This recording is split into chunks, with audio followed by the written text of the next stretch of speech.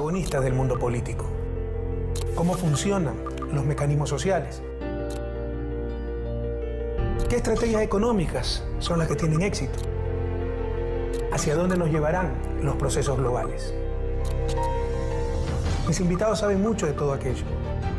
No quiero entrevistarlos, quiero tener conversaciones profundas.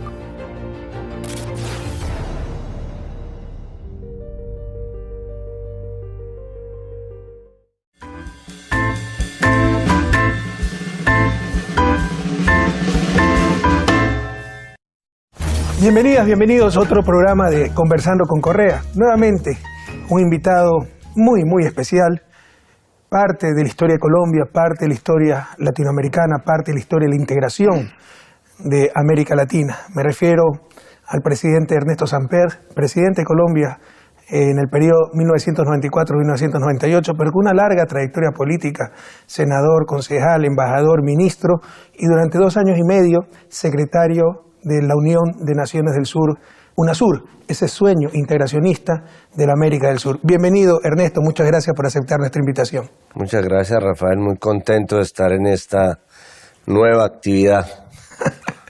Bueno, nadie puede adivinar el futuro, y los que han intentado frecuentemente se han equivocado, pero ¿cómo será el mundo del futuro? Un mundo de bloques, un mundo de pequeños países. Hemos visto los intentos independentistas aquí en Europa, Cataluña, norte de Italia, la propia Flandes, en Bélgica. Sin embargo, la América Latina tiene todo, sobre todo esa América hispanohablante, con la misma historia, la misma cultura, el mismo pasado, la misma visión. Tiene todo para formar un gran bloque y tener mayor presencia mundial. Eso fue lo que intentó parcialmente UNASUR con la América del Sur, pero tenemos también intentos de integración de toda América Latina, por ejemplo, con la Comunidad de Estados Latinoamericanos del Caribe, CELAC.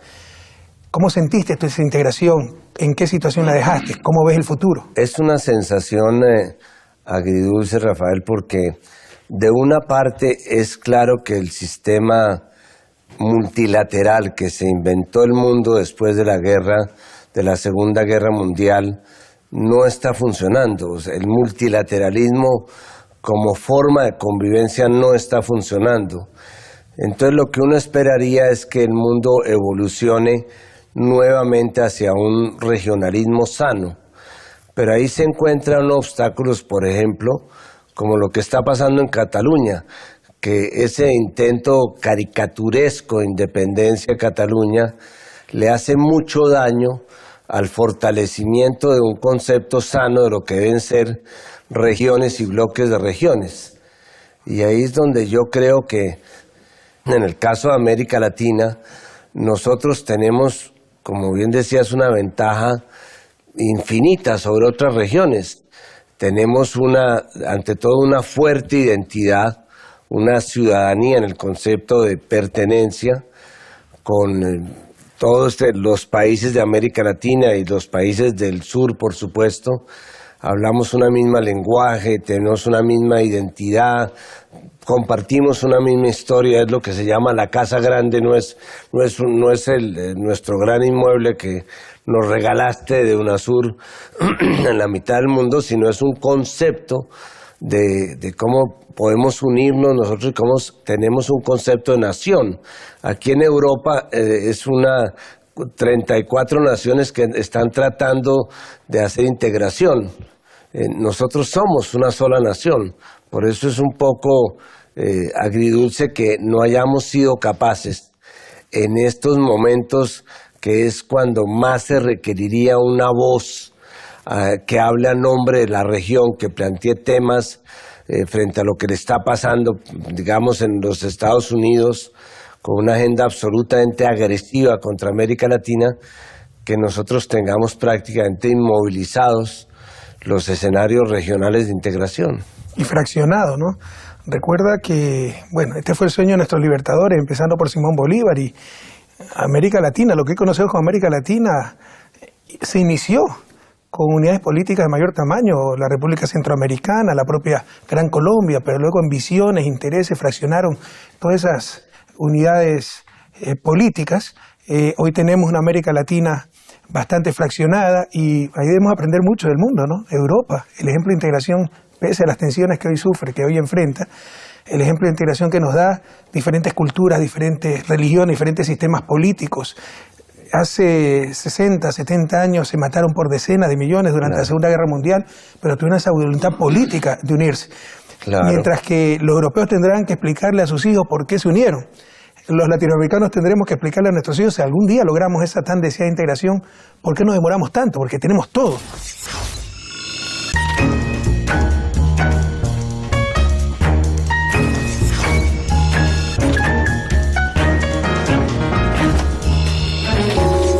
Que América Latina es una zona de paz en el mundo, es un oasis de paz. Y a pesar de eso, nos falta la vocación de unión. Y yo no creo, si vamos a llegar allá, que esto sea un problema de diferencias ideológicas. Esta no es la primera vez que la región tiene una marcada signo ideológico hacia un lado, como lo tuvo cuando yo era secretario hacia otro lado, y hemos logrado convivir con diferencias ideológicas. Aquí hay un problema mucho más de fondo, Rafael, y es que hay unas amenazas a la gobernabilidad que trascienden las simples disputas ideológicas. Yo creo que aquí hay unos poderes fácticos que, en ausencia de unos partidos que realmente representen alternativas dentro de nuestros países, están dando golpes de Estado que no son golpes de Estado militares, son desestabilizaciones de los gobiernos o de los proyectos políticos por cuenta de unos actores políticos que no representan, no ejercen con responsabilidad política acciones que de suyo son políticas. Pero es claro que esos actores adscriben a ideologías de cierto signo. Claro, lo dice un protagonista, ¿no? Claro, terminan favoreciendo sin que se hagan a nombre de una ideología, que es lo peligroso. Mira, yo fui parte de la fundación de UNASUR, formé parte de la fundación de CELAC, y te puedo decir que independientemente de la ideología había consenso en ciertos aspectos mínimos comunes, por ejemplo, respeto a la democracia, respeto a esa integración. Hoy ya no existen esos límites. Realmente, para tratar de impedir un cambio en nuestra América, pues no se respeta la misma democracia, y no solo que no se respeta la integración, sino que hay un deliberado intento de destruir esa integración como UNASUR, que le llamamos la integración integral, ¿no? Un poco redundante, pero para entender que se trataba no solamente de hacer un mercado, sino de políticas comunes, política de defensa, política de seguridad social, política tributaria, etc. Hay claros intentos, no solo de tener aquello, sino de destruirlo.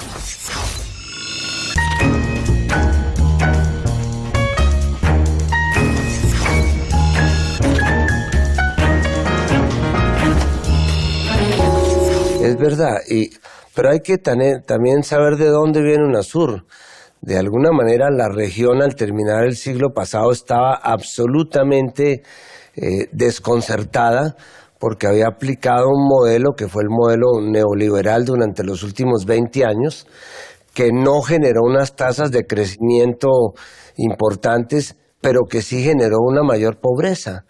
Y lo que hicieron los países reunidos en UNASUR, repito, sin distingos ideológicos entonces, fue entender que si no se hacía una inversión en legitimidad, es decir, si no se hacían los esfuerzos consistentes por luchar contra la pobreza y por tratar de reducir la desigualdad, esa falta de legitimidad iba a terminar comprometiendo los sistemas democráticos, que es lo que de alguna manera puede suceder, porque después de 10 años de que estos gobiernos hubieran logrado sacar 100 millones de personas entre el 2000 y el 2014 de la pobreza, hoy día uno de los grandes desafíos que tiene la región es que podríamos involucionar y esas personas que lograron salir, devolverse a la condición de pobres, que obviamente es mucho más duro, que no es tan duro para una persona que no reciba algo que nunca ha recibido, a que le quiten algo que por primera vez tiene.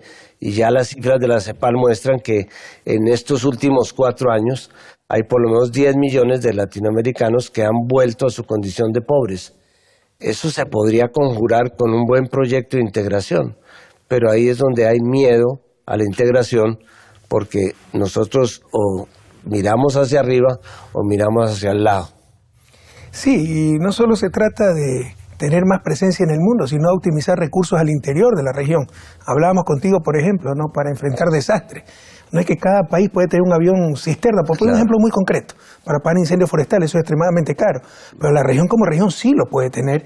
Podemos tener una política común de defensa. En todo eso, hace algunos años se avanzó muchísimo. Lastimosamente, esos intentos de coordinación de políticas regionales se han detenido. Pero también se trata de claros objetivos económicos. Habría que preguntarse si economías pequeñas, con baja productividad, abiertas, como te lo decía en el mundo de hoy, pueden sobrevivir el vendaval de la globalización neoliberal, que te criminaliza la principal de las movilidades, la movilidad humana, pero te liberaliza cada vez más la movilidad de mercancías y la movilidad de capitales. Y los capitales como un vendaval que arrasan los países pequeños por donde pasan, si es que ya dejan de ser de su interés. Entonces, todo eso con una mayor integración, incluso soñando una moneda común, ¿verdad?, como con bloques económicos, monetarios de mayor tamaño, pues estás más protegido hacia los capitales especulativos, hacia esta movilidad internacional de capitales. De acuerdo, pero acuérdate lo que pasó cuando yo fui como presidente al lanzamiento del gran Tratado de las Américas que hizo el presidente Clinton, que nos íbamos a volver el gran bloque americano de las Américas para enfrentar el bloque asiático y el bloque europeo. Usted vivió la era Clinton como presidente. Sí, a mí me tocó. Yo ni nací en esa época. Bueno, pero naciste en una época peor. Pero bueno, entonces todos vinimos con la ilusión de que por fin el sueño bolivariano se iba a dar. ¿Y qué pasó? Que a los 6 meses ya Estados Unidos tenía un tratado de libre comercio con Centroamérica y había roto la comunidad andina porque había hecho un tratado de libre comercio con Colombia y con Perú y había convencido a Chile, entonces se había dañado el ideal de Mercosur. Y ese tratado de libre comercio que ofrecía a los Estados Unidos era todo para los intereses de Estados Unidos, muy poco para nosotros. Era como el negocio que le proponía una gallina a un cerdo para poner un negocio de huevos fritos con tocino. Obviamente el cerdo no aceptó. Nosotros éramos los cerdos de ese negocio porque era deme las patentes, deme garantías de inversión, rebaje los aranceles, pero nada sobre inmigrantes, nada sobre biodiversidad, nada sobre reducir asimetrías. Entonces, en este momento la región, cuando tiene una crisis tan profunda como la que tiene, en lugar de pensar a ver si van a aparecer otra vez los chinos, o si le vendemos a Estados Unidos, o si la Unión Europea se recupera, las posibilidades de desarrollo de la región están dentro de la región. Nosotros lo que necesitamos es agregarle valor a lo que tenemos, porque seguimos con un modelo extractivista de desarrollo y ese no nos lleva a ninguna parte. Precisamente por lo que tú dices, Ernesto, ¿no? La sociedad de la gallina con el cerdo, la gallina pone los huevos, el cerdo, el tocino, es decir, desaparece el cerdo. América Latina no ha negociado con América del Norte, ha recibido imposiciones, pero para poder negociar debemos estar unidos. Esa es otra razón más para la urgencia, no solo la necesidad, la urgencia de la integración.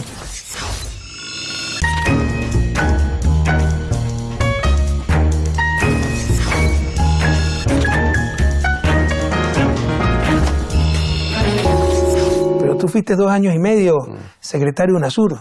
¿Cómo avanzamos en esa integración, al menos en América del Sur? Los aciertos de UNASUR, los desafíos, las falencias, los errores. Mira, para mí fue una experiencia fascinante, porque hay temas de UNASUR que definitivamente yo reivindico. Por ejemplo, el Consejo Suramericano de Defensa. Gracias a ese Consejo Suramericano de Defensa, hoy día no están nuestros altos mandos en Estados Unidos recibiendo órdenes y trabajando sobre las hipótesis de conflicto que les vendían, y era qué pasaría si hubiera una guerra entre Ecuador y Perú, qué pasaría si se enfrentan Colombia y Venezuela. Todas esas hipótesis nos involucraban unos contra otros. Hoy día el Consejo Suramericano de Defensa trabaja con hipótesis de confianza, cómo sumarnos para defender patologías globales como el narcotráfico o el terrorismo. O sea, hay cosas de UNASUR que yo reivindico. Es un poco lamentable que lo que permitió que naciera UNASUR, que fue lamentablemente aceptar que el veto fuera el sistema, o que más que el veto, que el consenso fuera el sistema de votación, es lo que en este momento está impidiendo que UNASUR siga adelante. Y es que no se ha podido encontrar la manera de llegar a a un secretario. Te cuento una anécdota por haber sido parte de la historia y de esa historia, ¿no? Cuando fuimos a Brasilia, si la memoria no me falla, para firmar el inicio, la fundación de UNASUR, ahí leímos los presidentes, lo que habían preparado nuestros delegados, es decir, las cancillerías, los diplomáticos, y yo me di cuenta que eso no tenía mucha experiencia, llevaba un año de presidente, pero era suficiente para saber que eso no iba a funcionar precisamente por la regla de consenso, que la puedes ver desde el otro lado, la capacidad de veto. Basta un país que se oponga para frenar cualquier decisión, elección de secretario, cualquier decisión de UNASUR. Además, pues el secretario general que tenía que dirigir la entidad estaba en cuarto lugar y lo ponía un poco menos que secretario ejecutivo, nada más, no un secretario para recibir órdenes. Y servir tintos, servir café. En primer lugar estaba el Consejo de Presidentes, luego el Consejo de Cancilleres, luego el Consejo de Notables, ¿cómo es que se llama? De altas autoridades, para darse espacio a estos burócratas, y de ahí venía el secretario. Por eso una decisión no escrita, ¿no? Fue tratar de que el secretario sea un expresidente para que la persona haga el puesto. Pero obviamente esa fue una falla muy grave. Yo me negué a firmar. Me invitaron a un desayuno, Lula, Hugo Chávez, Evo, y me convencieron de firmar y que después iban a corregir aquello, e ingenuamente creí aquello. Porque para corregirlo necesitaban el consenso. No, y para corregirlo necesitaba que pase de nuevo por todos los congresos, senados, asambleas. Ese es un proceso extremadamente complejo. Entonces quedó ahí y por eso es muy fácil inmovilizar UNASUR por la capacidad de veto. Pero también esta estructura, ¿no? En donde en cuarto lugar está el secretario general. Claro, ahora, al margen de eso, que es algo que hay que arreglar, yo sí veo que la región necesita reencontrarse. Y por eso a mí no me disgusta la CELAC como un escenario de reencuentro de la región. A mí me sonaba un poco raro como representante de Sudamérica encontrar a los mexicanos como si fueran de otro país o de otra región. Todos tenemos la misma, compartimos esa casa grande. Habría que pensar en una, como muy bien lo definiste alguna vez, necesitamos una OEA sin los Estados Unidos, pero esta CELAC así con una presidencia que se va cambiando como cada año sin que tenga un seguimiento. Necesitamos una CELAC con una Secretaría Ejecutiva fuerte, que tenga la capacidad de representar y de hacerle el seguimiento a los temas que le interesan a la región. Pero el diseño institucional era más o menos esto, la visión. UNASUR, una integración integral. No solo procesar ahí nuestras diferencias, que también para eso sirvió UNASUR, sino proyectos conjuntos de desarrollo, armonización de políticas, los consejos sectoriales, etcétera. Pero, por ejemplo, nunca logramos integrar en UNASUR otros procesos subregionales con otra visión, básicamente una visión de mercado, como Mercosur, o la misma Comunidad Andina de Naciones. Y CELAC era ese espacio más bien para discutir y procesar nuestras diferencias, sin tener que ir a Washington.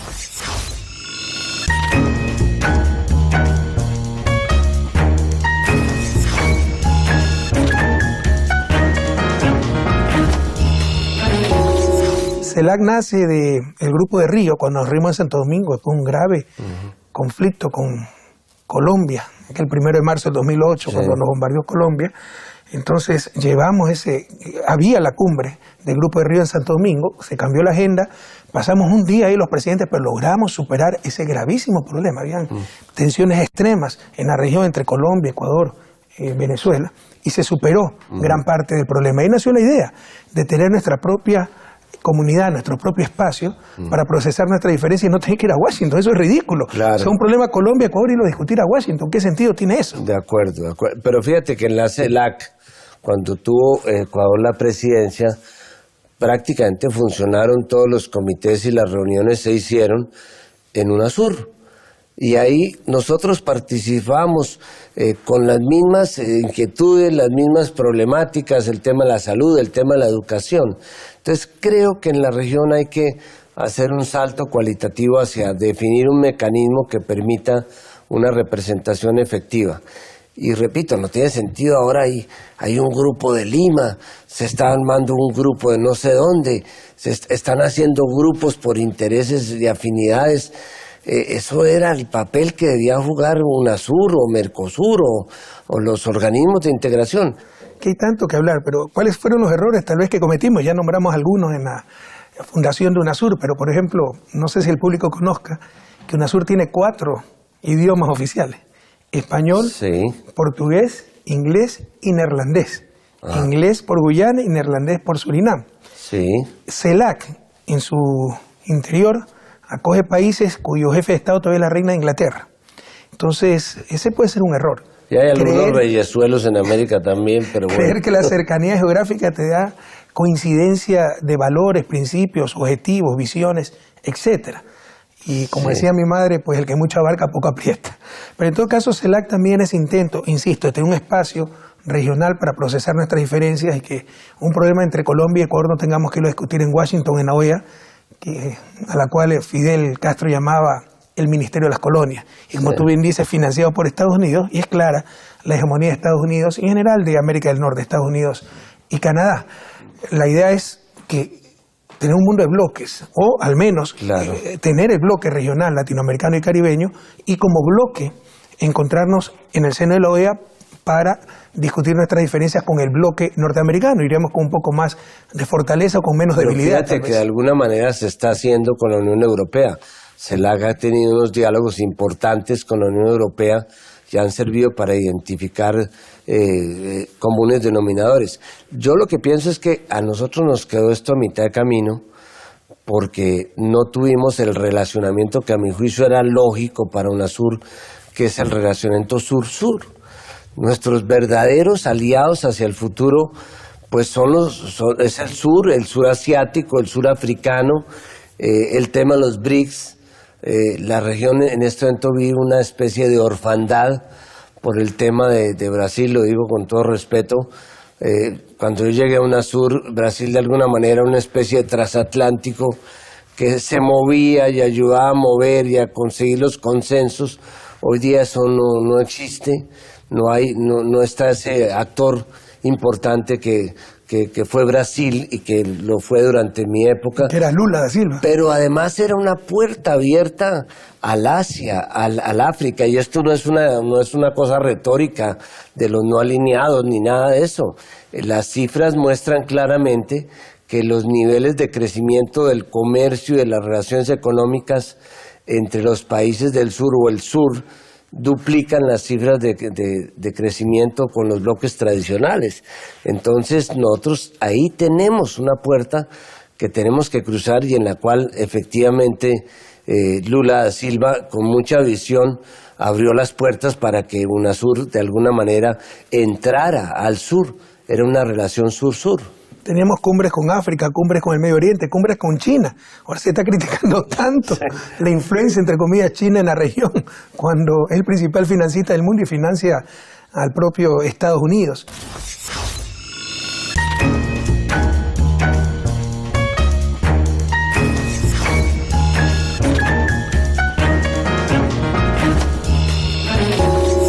Retomando una idea que mencionaste, el sistema interamericano. Aquí no se trata de ser anti algo, ¿no?